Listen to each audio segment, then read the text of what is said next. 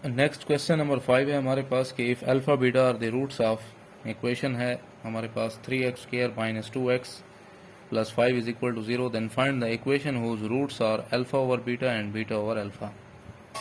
यहाँ पर आपने एक इक्वेशन फाइंड करनी है जिसके रूट्स जो हैं वो अल्फ़ा ओवर बीटा और बीटा ओवर अल्फ़ा होंगे। सो इनिशियल में आपको जो चीज़ें दी गई हैं वो क्या है, एक इक्वेशन दी गई है और उसके रूट्स भी ऑलरेडी आपको बता दिए गए हैं कि इसके जो रूट्स हैं इस इक्वेशन के वो अल्फ़ा बीटा हैं। तो आपने इसको general form of quadratic equation के साथ कंपेयर कर लेना होगा। तो यहाँ से आपको a की वैल्यू 3 मिलेगी, b की वैल्यू -2 और c की वैल्यू 5 मिलेगी। As given that alpha beta are the roots of 3x² minus 2x plus 5। तो हमें हर इस तरह के जितने भी हमने क्वेश्चन किए उधर हमने दो वैल्यूज़ फाइंड करने होते हैं, एक सम ऑफ द रूट्स और एक product of the roots. Sum of the root का फार्मूला होता है -b ओवर a, ये b इधर लगा लें और एक b की जो अपनी वैल्यू है उसमें भी माइनस है तो ये हो जाएगा माइनस माइनस प्लस 2/3। और प्रोडक्ट ऑफ रूट्स में जो वैल्यू होती है वो होती है अल्फ़ा बीटा और वो उसका फार्मूला होता है c ओवर a।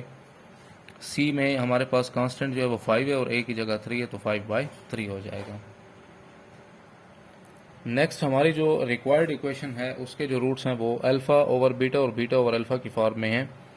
तो हमें फॉर्मेशन ऑफ क्वाड्रेटिक इक्वेशन के अंदर दो वैल्यूज़ की ज़रूरत होती है, एक को कहते हैं सम और दूसरा होता है प्रोडक्ट। लेकिन इस दफ़ा हम रिक्वायर्ड इक्वेशन के रूट्स का सम और प्रोडक्ट करेंगे। वो हमारे पास है alpha over beta plus beta over alpha. तो अगर आप जो है इसका सम फाइंड करते हैं alpha over beta beta over alpha का, तो इसका एलसीएम हमारे पास आ जाएगा अल्फ़ा बीटा, यहाँ पर मल्टीप्लाई करेंगे अल्फ़ा बीटा को तो बीटा के साथ बीटा कैंसिल हो जाएगा और सिर्फ alpha into alpha alpha square आएगा। यहाँ पर अल्फ़ा के साथ alpha cancel, beta into beta beta square आएगा।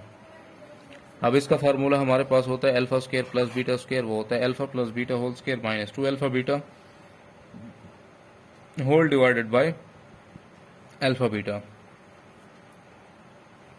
तो अब हमारे पास सारी वैल्यूज़ मौजूद हैं अल्फ़ा प्लस बीटा की भी, अल्फ़ा बीटा, तो वो आपने इसमें अप्लाई कर देने हैं।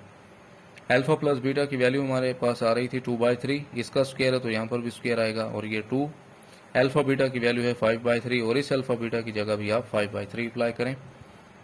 नेक्स्ट आपने यहाँ पर स्क्वायर एक्सपेंड कर देने होंगे, 2 का स्क्वायर 4 होगा, 3 का स्क्वायर 9 होगा और ये 2 5 और 10 डिवाइडेड बाई 3 और होल डिवाइडेड बाई 5/3 आ रहे हैं।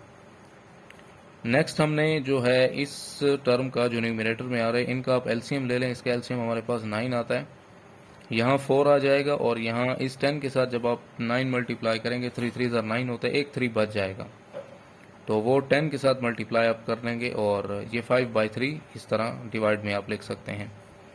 तो ये 4 आ जाएगा, 10 3 30 होता है डिवाइडेड बाई 9 और डिवाइड 5/3। तो 30 में से 4 माइनस कर लें आप तो बचता है हमारे पास -26 और डिवाइडेड बाय 9 आ रहा है यहाँ से। और इस 5/3 को आप जब इसका रेसिप्रोकल करते हैं तो वो होता है 3/5, तो ये डिवाइड मल्टीप्लाई में बदल जाएगा। तो यहाँ पर हमारे पास ये कैंसलेशन हो सकती है, 3 1 3 3 3 9, तो इधर -26 रह जाएगा और ये 3 और 5 आपस में मल्टीप्लाई होंगे, 3 5 15। तो रिक्वायर्ड क्वाड्रेटिक इक्वेशन जो हमने फाइंड करनी है उसके रूट्स का जो सम है वो इसके इक्वल है -26/15 के। नेक्स्ट अब इनके जो रूट्स हैं इनका हमने प्रोडक्ट भी फाइंड करना है, ये हो जाएगा alpha over beta multiply by beta over alpha. तो बीटा के साथ बीटा कैंसिल, अल्फ़ा से अल्फ़ा कैंसिल, तो प्रोडक्ट ऑफ रूट्स की वैल्यू हमें मिलती है 1। लास्ट में आपने लिख लेना है कि now the required quadratic equation is x² minus sx plus p is equal to 0। तो सम की वैल्यू भी आपने लगा लेनी है, प्रोडक्ट की वैल्यू भी लगा लेनी है। यहाँ इसके डिनोमिनेटर में 15 आ रहा है, अगर आप इसको ख़त्म करना चाहते हैं तो 15 के साथ मल्टीप्लाई कर लें बोथ साइड्स पर। यहाँ करेंगे तो 15x² होगा माइनस माइनस प्लस 26x बच जाएगा और 15 1 15 is equal to 0 which is required answer.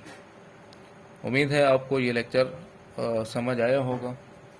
So stay tune with us.